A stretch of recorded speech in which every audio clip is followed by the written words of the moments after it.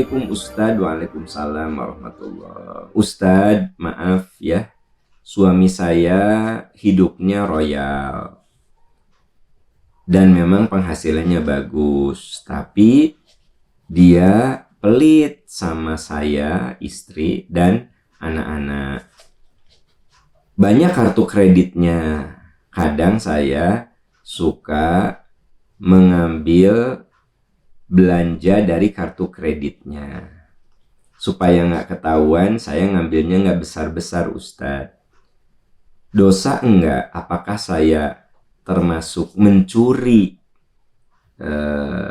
dari suami saya, Ustadz? Ya, begini Bu, ya. Prinsipnya, kalau ibu mengambilnya itu sewajarnya, ya sebenarnya sih nggak apa-apa. Apalagi memang suami ibu itu sebenarnya kaya, bahkan royal, tapi sama istri dan anak pelit. Nah ini tipe suami seperti ini ada zaman Rasul, namanya Abu Sufyan.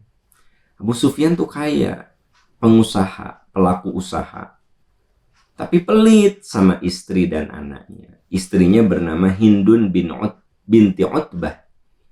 Nah, Hindun binti Utbah itu istri Abu Sufyan. Berjumpa dengan Rasul, datang menemui Rasul dan berkata, "Ya Rasulullah, suami saya orang yang kaya tapi sangat pelit. Ia tidak memberiku nafkah yang mencukupi anak-anakku dan mencukupi diriku. Sehingga saya kadang mengambil hartanya tanpa sepengetahuan. Apakah jika saya melakukan hal itu berdosa?" Jadi kata Hindun, suami saya teh kaya ya Rasulullah, tapi pelit sama saya dan anak-anak. Kadang kehidupan rumah tangga juga nggak cukup. Diam-diam saya suka ngambil uang dari dompet suami saya. Apakah saya dosa nggak?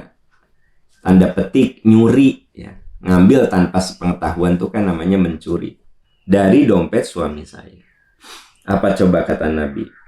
Khudhi mimma lihi bil ma'ruf ma yakfiki wa yakfi baniki.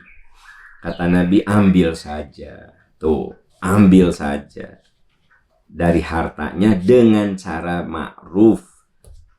Cara ma'ruf tadi artinya bukan berarti kamu mengambil untuk berlebih-lebihan.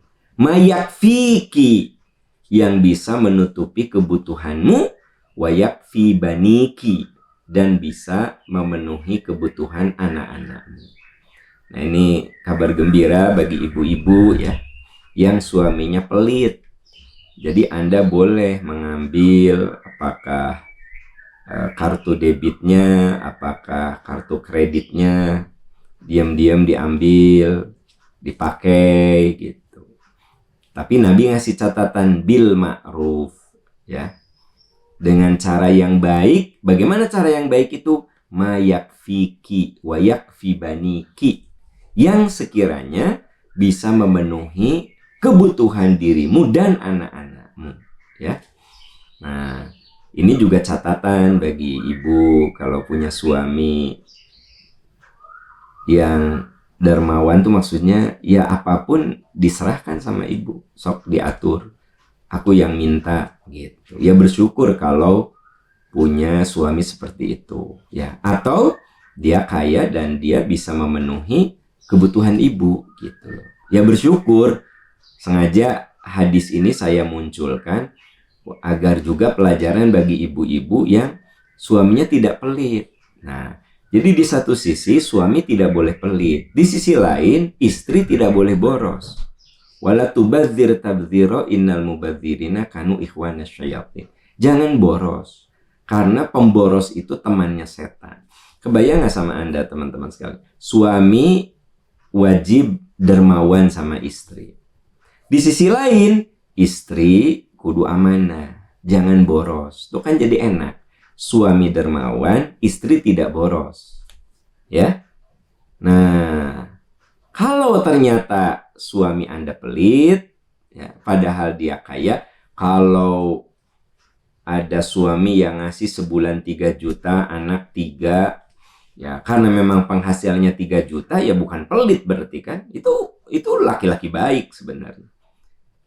Kalau ibu merasa penghasilan suami tidak memenuhi, dan memang penghasilan suami segitu, jangan dibilang suami saya pelit. Bukan pelit, emang kemampuannya segitu. Gitu. Kalau suami Anda penghasilannya 20 juta per bulan, Anda dikasih 3 juta, nah baru pelit itu. Ya, gitu. Ya, semoga kita semua selalu menjadi orang yang berterima kasih. Bapak-bapak, kalau harta kita ingin berkah, ya jangan pelit sama anak istri. Jangan kalau istri minta teh, ya papa nggak punya uang. Ya papa nggak punya uang. Ya kalau bener enggak sih nggak apa-apa ya. Nah masalahnya Anda punya, nanti ku Allah ditahan rezekinya. Karena kita suka bilang, ya papa uang dari mana atuh mah, gitu kan? Ya papa nggak punya uang, uang dari mana? Uang dari mana? Padahal dia punya. Nah hati-hati bapak-bapak. Bisi omongan Anda teh jadi doa. Ku Allah tuh ditahan rezeki Anda. Gitu ya. Nah jadi memang kita butuh sebuah kearifan. Sekali lagi, suami harus dermawan, istri tidak boleh boros. Sehingga seimbang ya, gitu. Dan ciri orang yang cerdas itu dia memikirkan ke depan.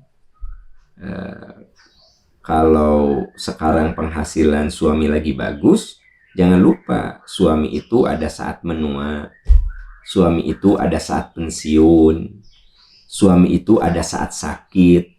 Maka kita harus cerdas memanage harta.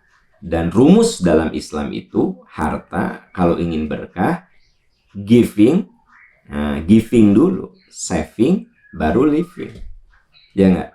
Ketika Anda dapat uang dari suami, giving dulu, bersihkan dengan sedekah, zakat, infak. Saving, simpan untuk berjaga-jaga. Baru sisanya untuk kehidupan. Biasanya kita nabung setelah beres kehidupan. Makanya sampai sekarang nggak pernah bisa nabung. Suami penghasilan 3 juta nggak bisa nabung. Sekarang penghasilan udah 10 juta, nggak bisa nabung juga. Sekarang sudah 15 juta, nggak bisa nabung juga. Nah, berarti ada manajemen keuangan yang salah. Tapi kalau suami Anda pendapatannya 3 juta dan memang secara hitungan matematis tidak cukup, ya itu mah bukan berarti boros kan begitu. Emang nggak cukup gitu. Nah makanya setiap orang harus mengevaluasi dirinya, baik suami ataupun istri, supaya rumah tangga kita penuh berkah ya. Amin ya robbal alamin.